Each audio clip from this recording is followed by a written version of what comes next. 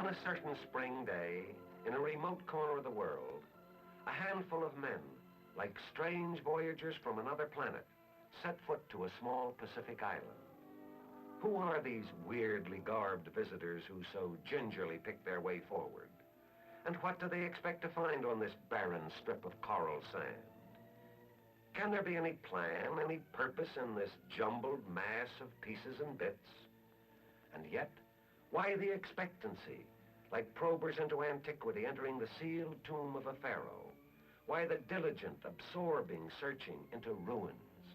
Or are these ruins? A scant 2 months before, these men arrived from the United States. Then they were even as you and I. And only 3 months before that, this island was just a spot on a map, known only to the captains of battered tramp steamers. But this island, a part of an atoll known in the Micronesian tongue as Eniwetok, had a date with destiny. 7,500 miles away, the planners met and began to mesh the gears which are to change the face of the island.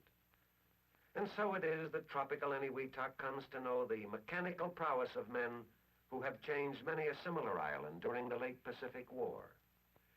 For this was virgin land, and as always, since man first entered a wilderness, tangled and matted vegetation must be removed for working space, for elbow room.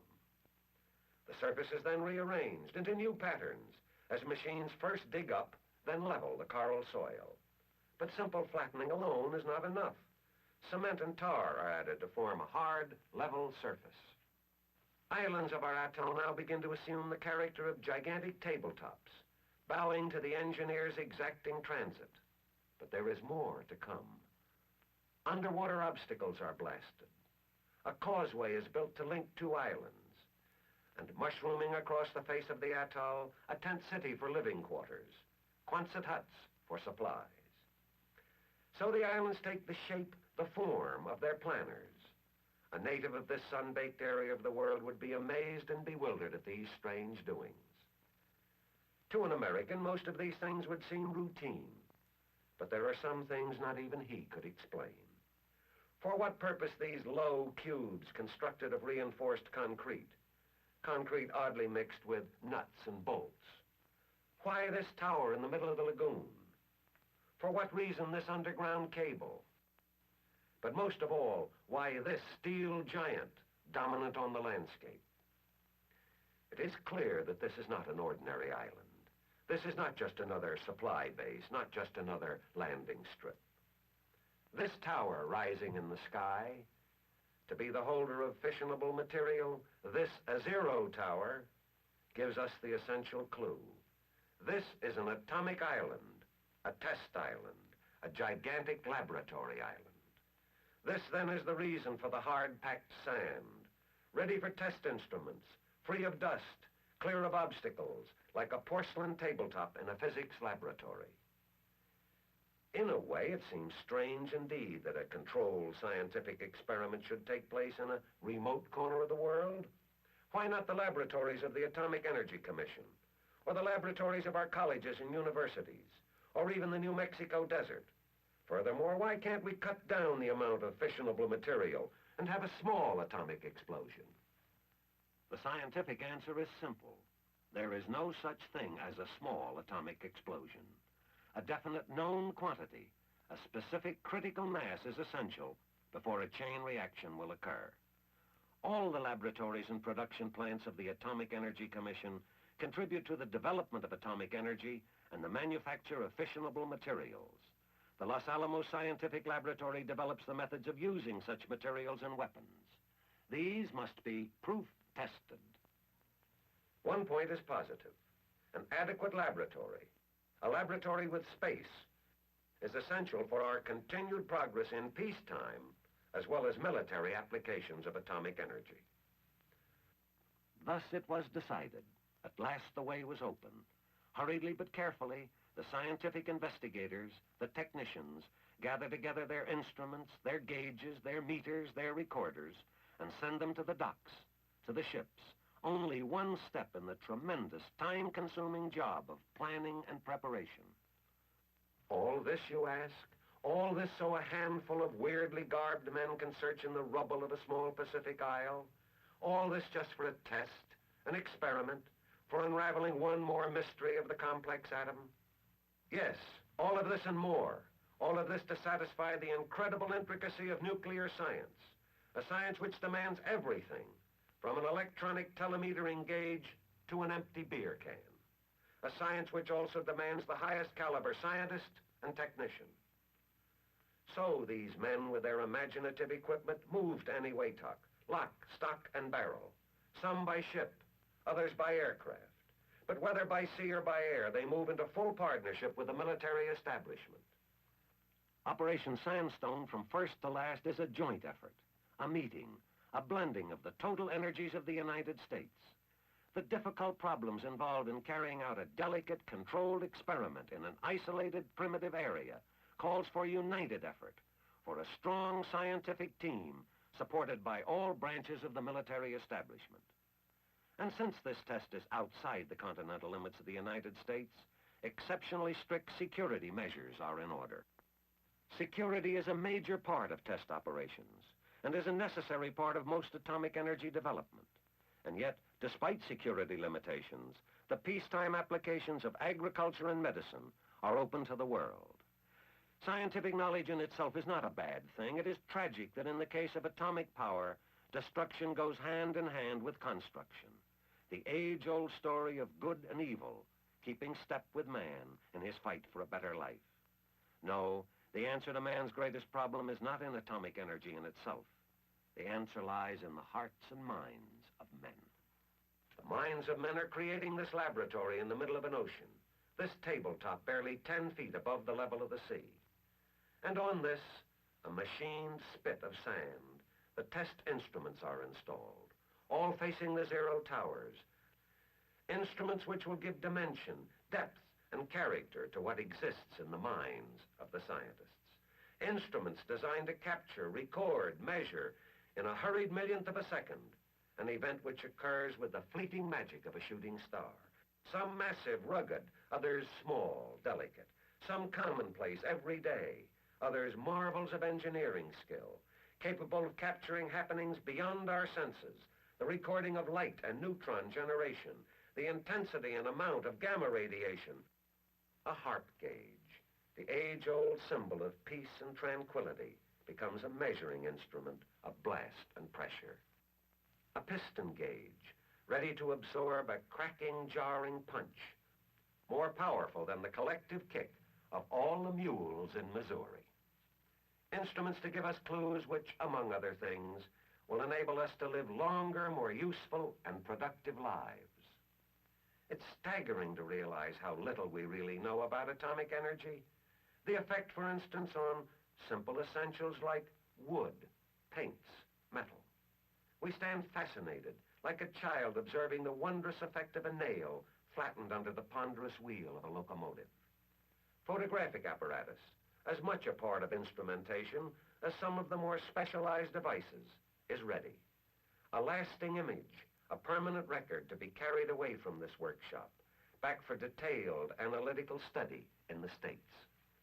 Stationary banks of cameras in the photo towers, normal speed, high speed, color, black and white. Cameras protected from strange tropical fungus, a growth capable of eating through the very glass of the lens.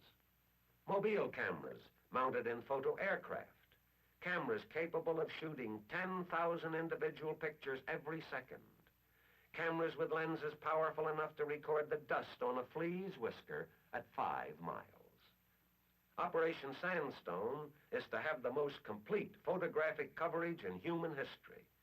And this is not strange, For this oversized workshop demands eyes which can see in all directions at the same time. The spread-out nature of the project also demands a communication system comparable to a modern, medium-sized city. As time draws close, communications become vital as the various workbenches of the laboratory are tied together. This is experimentation on a large scale, requiring finely coordinated effort. A technician at one location needs to know at a precise and given moment what another is doing 10, 15, or 50 miles away. Air, land, and sea linked together as one. If direct contact is necessary, light planes ferry scientists from point to point. These are the elevators of the Eniwetok laboratory, the time savers. But time on Eniwetok is only important in terms of weather. This, remember, is an open-air laboratory. No blower fans here, no fume hoods to diffuse and dispense the radioactive cloud. Here, nature dictates the terms, and man has to wait, keeping a continuous check on upper-air movements. At last, the signal is called. Only hours remain, and the men leave the island. Not just an island now, but an armed island, a zero island. Quietly, they take their leave. Without fuss or fanfare, they leave after 5 months of backbreaking effort. For a few, the men of science, a last-minute inspection, a last look at the instruments on which they pin their hopes, their dreams, their questions of the future. A final look before Zero Island becomes a deserted thing. A chamber is checked, a gauge is set, a timing station bolted, closed, sealed, so that even a wandering microbe cannot enter. Then they too leave. The open-air laboratory is ready. One might well wonder what Ben Franklin would say if he could see this. He with his paper kite and rusty key. Or Edison in his dusty attic, pondering over a few twisted wires. Yes, what would they have said? As the ships move out to safer waters, there is a vague, shadowy feeling among many that they, like medieval alchemists, have conjured up a potion far too powerful for mortal hands. But this is a feeling only of the moment. Underneath, all know that this is a controlled scientific experiment, that man has begun to master nuclear fission. This is simply a laboratory of the atomic age. Only minutes now. From a neighboring airfield, remotely controlled B-17s take off. Another tool for the scientists. Pilotless aircraft, ready to go where man dares not go, into the heart of the radioactive cloud. And for a climax in ingenuity, to capture a fragment of that very same cloud here in a tropic sky and make it available for scientific study. Such is only one of the marvels of organization of Operation Sandstone. Only seconds remain now. From the master control station on another island, switches are thrown. Sequence timers activated. Hundreds of measuring devices all over the atoll placed on a single time reference. And now, the 10,000 men who have created this laboratory out of nothing watch it being destroyed. They have to look, to watch.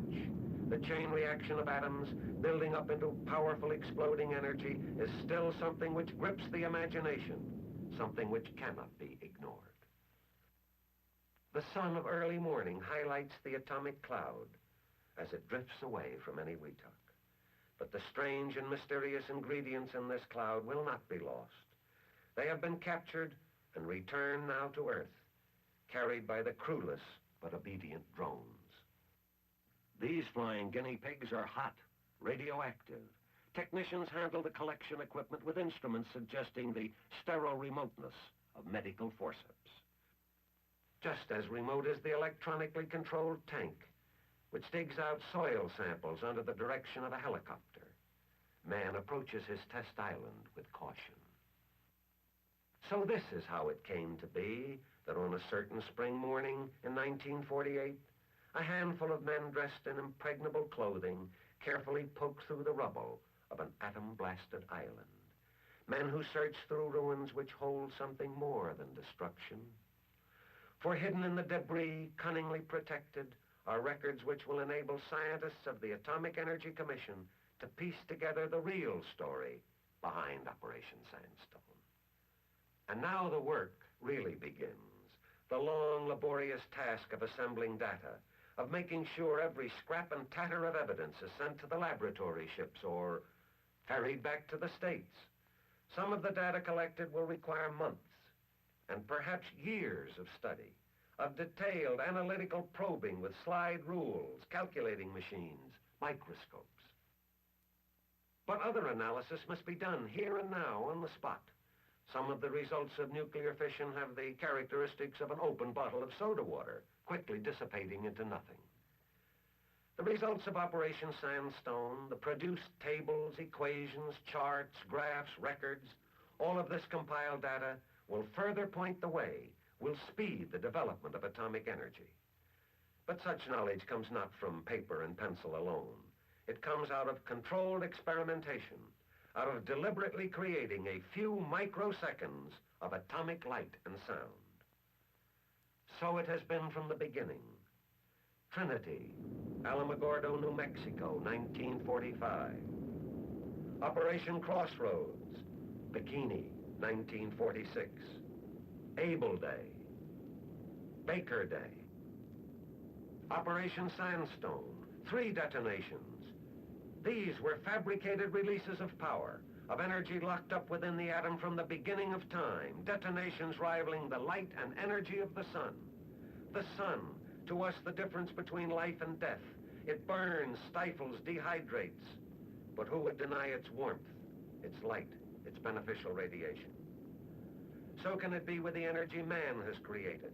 The road is open, a road which may show us the cure for cancer, a road which may enable us to produce heat and power and new metals with atomic furnaces, new fuels, new ways to nourish the soil and correct vitamin and mineral deficiencies in the very food we eat. All this is possible, for ours is a twofold program. In the words of the President of the United States, I believe that our national policy for the vigorous development of atomic energy is sound. It is a balanced policy, which makes us stronger from a military standpoint, while at the same time promotes our peacetime goals. Yes, a balanced effort that will continue on and on, until man, delving now into a basic secret of the universe, learns to control atomic energy for his own welfare, his own good. This can be our gift to generations yet unborn. In the long perspective of human history, Operation Sandstone may well have been Operation Milestone.